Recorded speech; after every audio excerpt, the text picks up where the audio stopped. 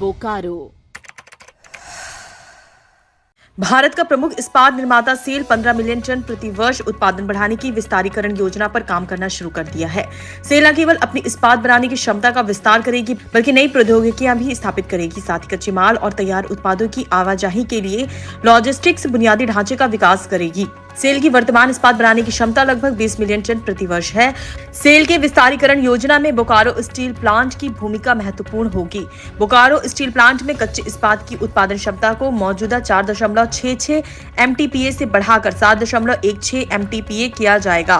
प्रस्तावित विस्तार योजना के तहत सेल झारखंड के बोकारो स्थित अपने BSL प्लांट में उत्पादन बढ़ाने को लेकर भारी निवेश करेगा। यहाँ ब्राउनफील्ड प्रोजेक्ट लगाने की योजना है।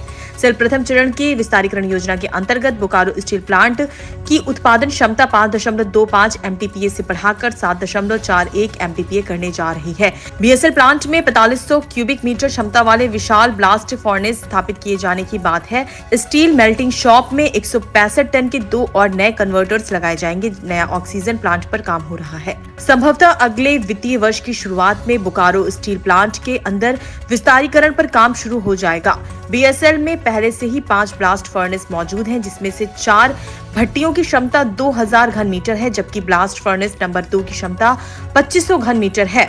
सूत्रों ने बताया कि विस्तार परियोजना के तहत आने वाली ब्लास्ट फर्नेस 6 की क्षमता सर्वाधिक 4500 क्यूबिक मीटर होगी। विस्तार योजना में शामिल समय सीमा और निवेश राशि पर सेल चेयरमैन अमरेंद्र प्रकाश ने कहा कि कंपनी सक्रिय रूप से विस्तृत परियोजना रिपोर्ट पर काम कर रही है। इसके लिए सेल अपने स्वयं के फंड का उपयोग करेगा, साथ ही बाजार में समर्थन भी मांगेगा। फंडिंग आंतरिक संसाधनों और बाजार दोनों का मिश्रण होगी।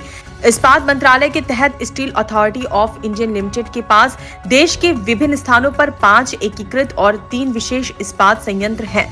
करण बोकारो के SP रंजन की रिपोर्ट।